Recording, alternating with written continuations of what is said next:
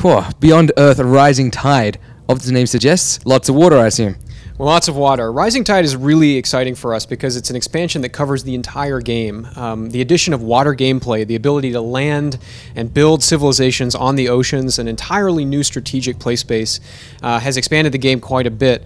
But in addition to that, we're also introducing a brand new diplomacy system, a new artifact system that extends the quests that we introduced in Beyond Earth, hybrid affinities, 2 new biomes, 4 new leaders. This is a huge expansion pack. We're really excited about it.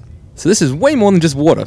It's way more than just water. Don't let the title mislead you. There's a lot here.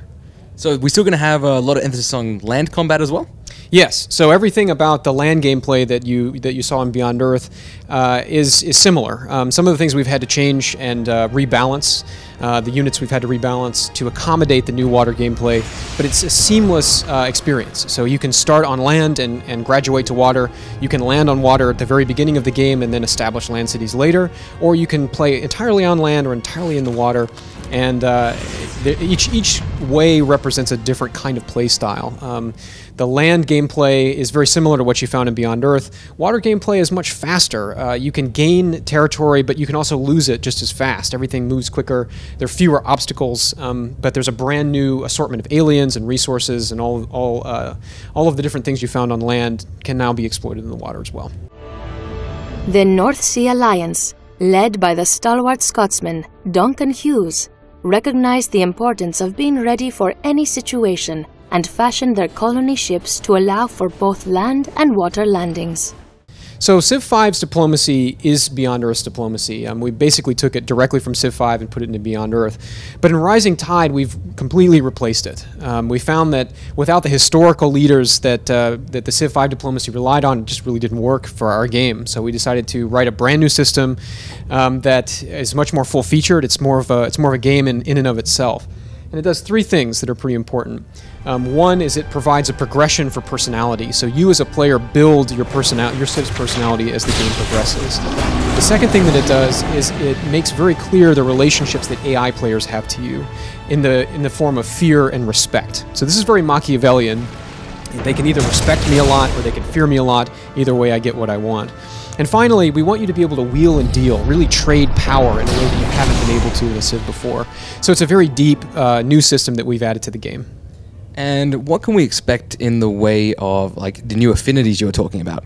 So if you recall, the affinity system in Beyond Earth is sort of the way that you express your civilization's adaptation to the new world. There were 3 branches: harmony, purity, and supremacy. And those each represented one philosophy for adaptation. But what we found was that our players really wanted to mix those together and to play more hybrid styles, or to multi-class, if to use an RPG term. With the addition of traits comes the opportunity to create mutually beneficial agreements with other leaders. By pledging services to another nation in exchange for their services or political resources, you can further improve your diplomatic positioning. The stronger a relationship is between 2 civilizations, the more impactful their agreements' benefits become. The wisest leaders will be those who use agreements to their advantage.